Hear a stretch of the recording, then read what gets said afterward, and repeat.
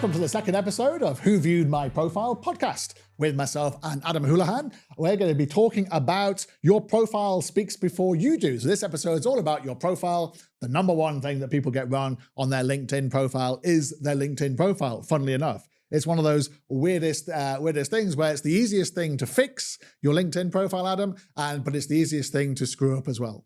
Yeah, exactly, Chris. And I think let's just dive right into it because there's a lot to talk about in a profile in 20 odd minutes. So, of course, you'd have to say, well, what's the most important thing on a profile? As in, what's the first thing that people notice when they look at your profile? And so, just share my thoughts on that. Yeah. Is that it's actually your profile image. Because, as humans, we're just hardwired. When you first come onto anything online, you are just you're going to gravitate towards the image of that person. So the number one mistake is having sort of like a logo or something, or like we talked about in episode 1, not having your profile image visible to anybody. So it's obviously that. And then secondly to that is keeping it up to date. So I can't tell you how many times I've had meeting or had people contact me. I live on the Gold Coast in Australia, which is a kind of a tourist place. People like to come to the Gold Coast. And often I get people contact me from all over the world, literally saying, oh, I'm going to be in Australia or I'm going to be on the Gold Coast. Can we catch up and have a chat? Obviously clarify what that is, but then I go to a coffee shop or whatever and I'm looking for someone based on their profile image and I'm thinking they're not there or whatever. A good example, I had one a little while ago where let's just say that their profile image was about 20 kilos out of date. that he'd put on a significant amount of weight and just didn't look like the person, so I didn't notice or recognize him. Fortunately, I'm reasonably like you, easy to recognize, so he found me. But profile image and keeping it up to date. What's your thoughts? I mean, I totally agree with that. I met someone the other day who basically his profile photograph looked like he was about 19 years old, and he came along and he had no hair, he had a beard, and he was like 50 years old. And I said, "Why don't you use that? Your photograph looks nothing like you do. I didn't recognize it." And it's like, "Oh yeah, I haven't changed it in 20 years since I started work." It's like, but you need to keep it up to date. I mean, the simplest thing these days with phones is get a photograph, get your wife or your husband to take a picture of you and load that on LinkedIn. I think the days of having to do a professional photograph, I know, but you and I both have it, but you don't need to do that anymore when you have like sophisticated phones that can do that for you. But to me, it's the headline. If you don't get your headline right, then you're really missing a trick. If you're looking for a job, say in your headline, you're looking for a job. Don't pretend you work for somebody else who you left 6 months ago or 10 months ago and then complain that no one approaches you about getting a new job when you haven't told anyone you're looking for a new job. So the headline really has to say what you do. I use the CEO with a mohawk on there. I say, we help you with your LinkedIn marketing. We help you find leads. And we've been going since 2013. Putting the credibility out there, I think that's really, really important. But it has to go in tandem with the banner. So to me, there is kind of the visual areas of your LinkedIn profile it's almost like a color by numbers, I like to call it. Your banner, have 5 banners communicating what you do. Have a profile picture which basically is up to date. Have a headline which basically says what you do and what you can do for somebody else. And you make it useful as well. I hate those headlines that say dad, father, son, child, friend. It's like, why are you telling me this? I don't need to know you're a father of this or a husband or whatever. I just know what you can do for me. Unless you're selling, something related to family products, it's irrelevant to me. So say what you actually do. And then it comes down to basically making sure that it's clear. So these people who put all their logos of all the people they work for example, or awards on their LinkedIn profile, as you mentioned before, on their banner, and you can't read any of it on the mobile. It's like, are you really expecting people to do that? But my biggest bugbear is the mobile, is when people basically put a banner on and don't check their mobile to see that the photograph actually doubles in size. Yes, your photograph doubles in size on the mobile and takes over more of your banner. So if you have a banner with words on it and it looks fine on the laptop and you go, this is fine, I'll send this live, and then you don't check the mobile and then someone says, but I can't read your banner's out of sync, it says something which doesn't make any sense, or it's cut your logo off. So, I didn't realize that. But you have to be checking mobile first. Don't you agree, Adam? Yeah, 100%. And I think one of the interesting things always is people say, oh, but I had a graphic designer create it for me. wonderful, but does your graphic designer understand how a LinkedIn profile works, and like you said, that the profile image is going to superimpose over whatever is in that bottom left corner. So you got to very much make everything about the the right hand side of the banner. And then again, if I said that, did I have a pet hate? It's often where people will put an image of themselves in the banner when there's already an image there, and it's like, you do that, don't you, Adam? No, I do not. I do not do that, Chris. But so yeah. Again, this is not by any means to have a go at graphic designers. However, you need to work with a graphic designer who has some understanding of LinkedIn, and like you said, as long as you have a premium account, scrolling banners. How those 5 banners can kind of work in tandem to tell a story about what you're doing, and keeping in mind that 80% of views are right here, and therefore those banners have to be, if it's text-based, clear, large text, that's 100%. If people do nothing else that they learn from this episode of this podcast, it's literally, you're viewing your own profile, look at it on the mobile and check you can actually read it. Because if you can't read it, neither can anybody else. And you might then miss out on a job opportunity or a client opportunity because your profile looks incomplete. And then it comes down to things like the featured section, for example. I think a lot of people on LinkedIn don't realize they have to activate their sections, Adam.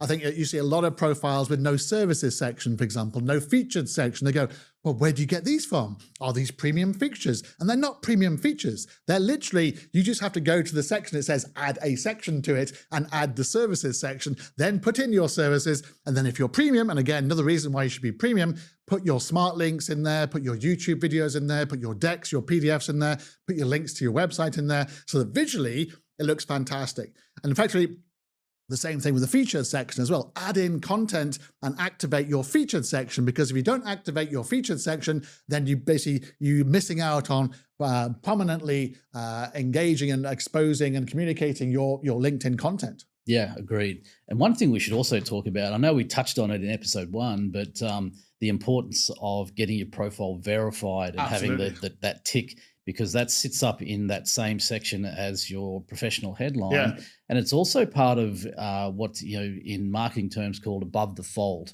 meaning that what's the part of your profile people can see without having to scroll. So that's the super important part. And the verified does sit in there. So what's your thoughts on the verification, the process that's involved, what people have shared with you about the reasons they do and don't? Most people about privacy, they have a problem with privacy, and LinkedIn originally had problems in terms of if you lived in a country you weren't born in, then it wouldn't accept your passport. You had to actually go to the country you were born in, which obviously makes no sense at all when it comes to LinkedIn. But they seem to have ironed that out. I haven't seen many complaints these days about people not being able to do it, but now they don't do it because they're worried about privacy. But there's nothing you can really do about that if you want to be verified on LinkedIn. Now, basically, you have to go through the process. And if you're going to trust any of the tech firms out there, LinkedIn's probably one of the best ones to actually trust, because not least you are already giving your details to them to do that. What's your view on the about section? Well, again, it's something that gets neglected. Definitely. You've got 2,600 characters of copy you can put in here. And just for clarity, 2,600 including spaces. So when you do that search on your Google Doc or Word Doc or whatever, make sure you include spaces. But my opinion is that you should use all of them, all 2,600, as close to, because to start with, it's truncated. You only see the first small part. So that means that people, if they're reading it, they've opened it up, they are interested in what you have there. So it's got to be really high value. It's got to really talk about the value proposition of connecting with you. What's your expertise? What's the problem you solve? What's your methodology of doing that? Really go deep on why people would want to. At this stage, this may still be deciding whether or not to connect with you. So make sure that that they get everything they need to know the value proposition that you are and the expertise that you bring to the table. It's those first 3 lines, because if you go beyond the first 3 lines, people have to go see more. And I think rarely do people go see more. So we basically have a practice that says, above the fold, but make sure the first 3 lines of your feature, your about section actually says what you do. And if people want to say see more, they can actually go beyond that. Then, of course, you have your experience section. And I'm always amazed the amount of people who basically don't update the experience section with the place they actually work for now. Or they put in a non-profit, for example, they're helping out. I met someone the other day, for example, randomly, and he said, oh, this is my LinkedIn profile. This is what I do. And I said, you work for BNI? Oh, no, I don't work for BNI at all. But his BNI was at the top. Now, BNI is a non-profit kind of networking place. Obviously, he didn't work for BNI because they don't have any money they don't pay anyone. I said, I work for the one below the BNI. I said, but why haven't you put that up above? Oh, just put the BNI one in. It just came up there. And people didn't realize that you can actually move it around. So I actually had to go into the mobile and say, but you realize you can move it up and down by doing this. Like, oh, I didn't know that existed. And that's the problem a lot with LinkedIn, is that people don't know what they don't know. So I showed him how to do that, but you need to be able to go into the edit section and then move it up or down depending on what the biggest priority of your jobs actually are. A lot of people with fractional work, Adam, have several jobs. Now, some of those might be non-paid and some of those might be very well paid.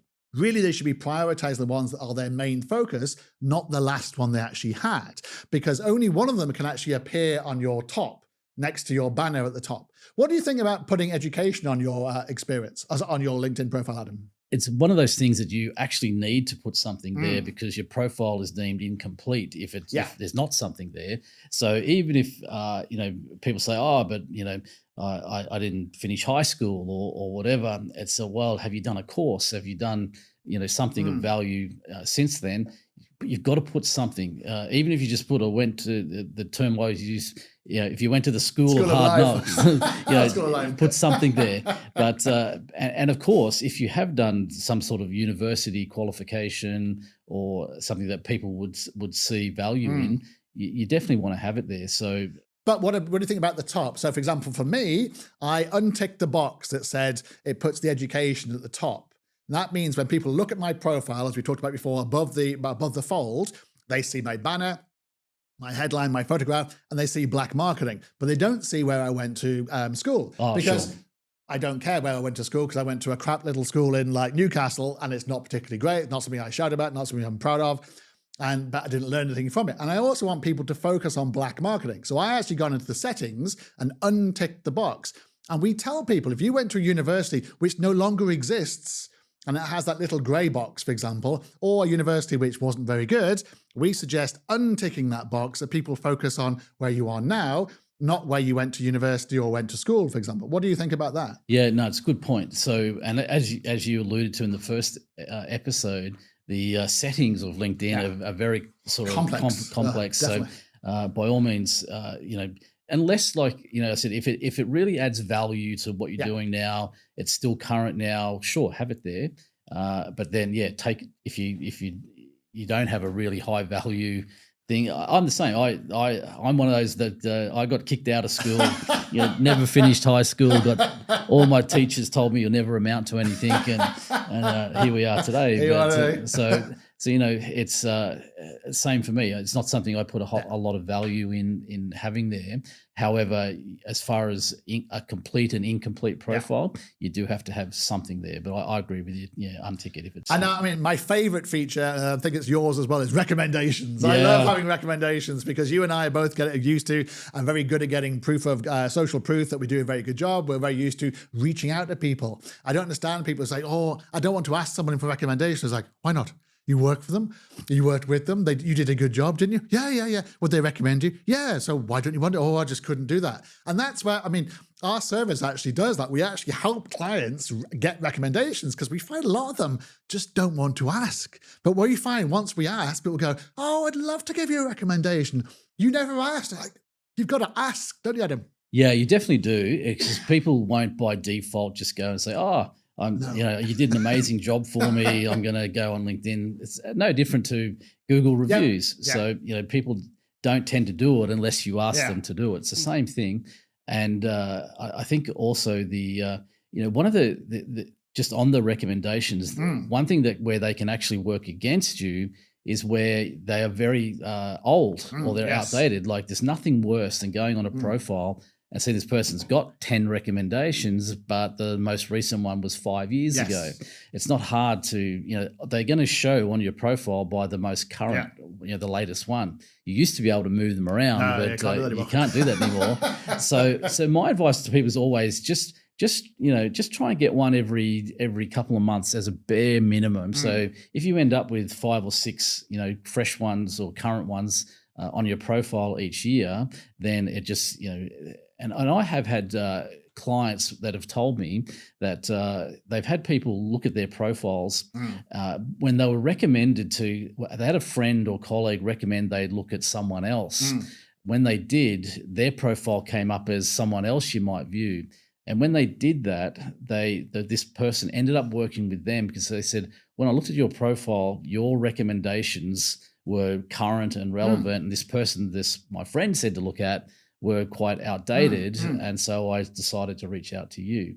So it can sway people's absolutely, opinions. Adam. When I get approached personally on LinkedIn by someone saying, I help SMEs get new clients, the first thing I do is I look at the LinkedIn recommendation, and most of the time they have none.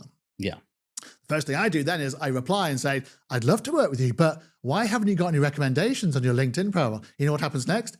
They block me, or they basically remove me, or they basically said, oh, it's not relevant. It's like, I have lots on my website. I'm going, yeah, but I've been to your website and your website says, assistant manager or anonymous recommendation. You could have made those up. You probably did make those up. I didn't make those up at all. But on LinkedIn, I'm saying, I can verify who those people are. I can talk to them. I've got 2,000, and I say to people, you can go through to those 2,000 people and talk to them and say, what was it like to work with Chris? What was it like to work with Black Marketing? I've got nothing to hide because these people have already recommended me. So what's the worst that can happen? They say we do a very good job. That's the worst that can happen. So what are you frightened of? If people haven't got recommendation, to me, it's a red flag.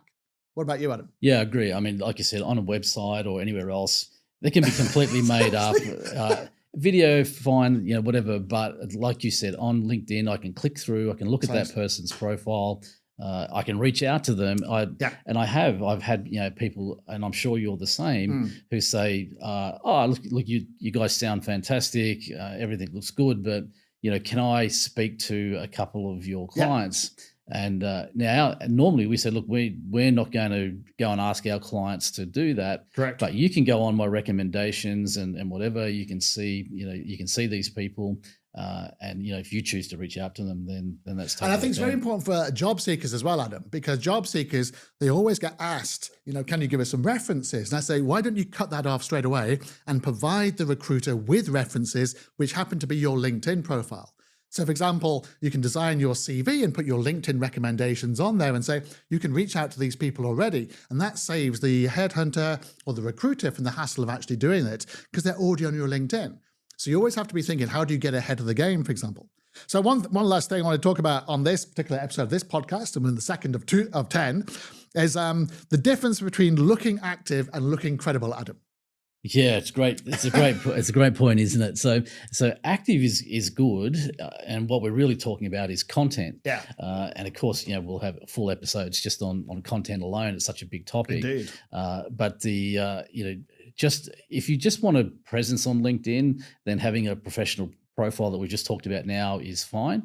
But if you want to go to that next beyond that and get a new job or get new clients or whatever it is that you want to do, that is all going to come down to your content. Yes. And that's the active as opposed to just looking credible. Yep. And I look forward to a whole episode just on that coming up very, very soon. So we do advise all the listeners and all the viewers who are engaging with this to basically do a quick audit of your LinkedIn profile. Look at Adam's profile, look at my profile, use these as the benchmarks. Mine's complete, Adam's is complete. If yours is not complete, it means you're letting yourself down. You might not get that job, you might not get that client. And so basically it's up to you to basically do that yourself or to come to either Adam or my firm and we can help you do it yourself. Thanks very much for listening. Thanks very much for watching.